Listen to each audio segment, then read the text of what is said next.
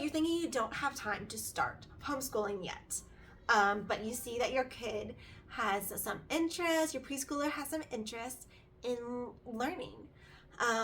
So here's some creative ways that I have introduced reading to my 4-year-old. She just turned 4 months ago. Like while I'm washing the dishes, how we can introduce reading by talking.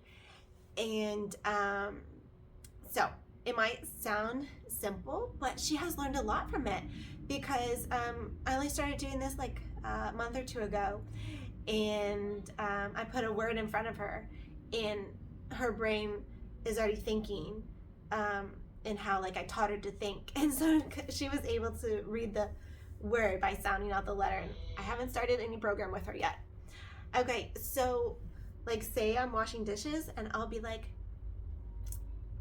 I'll say her name and I'll be like, hey, what word am I spelling? And I'll be like, and she'll be like, mom. And I'll try and do like any short vowels. Hey, what am I spelling? Like pig. And she'll be like pig, and she'll be so happy. She figures it out. And some of my older kids are like, mom, you're kind of telling her the answer. But I was like, that's the point of it. Kind of teaches, it gets them thinking of like the spelling and the letters. And I'll be like, Talia, what word am I spelling? D. And she'll say like dad, and I'll be like, duh, can you write duh in the air? And she'll try and write a D in the air, and I'll be like, can you write an a? How do you write an a? And then she'll write like an A. She knows her letter sounds, and that's from watching like Leapfrog Letter Factory, like in her spare time, you know. Leapfrog Letter Factory and like Alpha Blocks.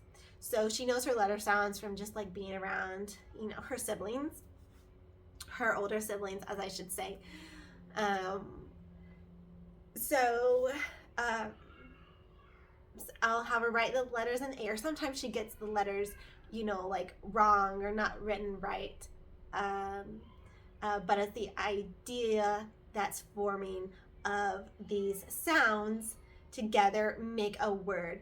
And so the other day I was like, let me just kind of, she wanted to read a story, and instead of just reading like jibber jabber, like she was actually upset that she couldn't read it. So I knew that something had clicked, that she actually wants to try and read these words.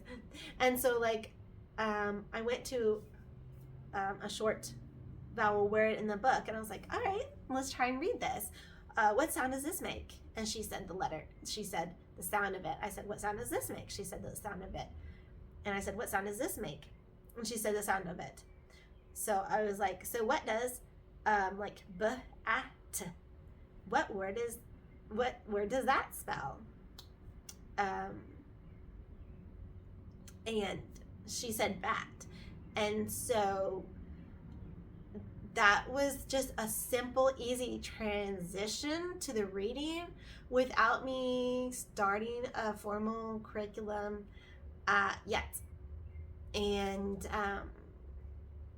I think it's just kind of been super helpful to progress that thought process and to teach her the thought process of how the sounds can make words. And I even do it sometimes with long vowels. What does rain spell? She'll say like rain, and you know, like later I can tell her the A sound can be made by like AI, you know,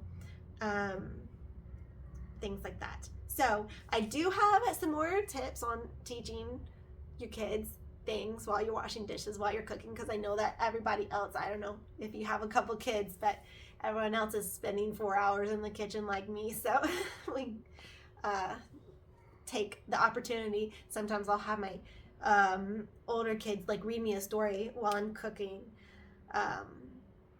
So that can be like they're reading to me.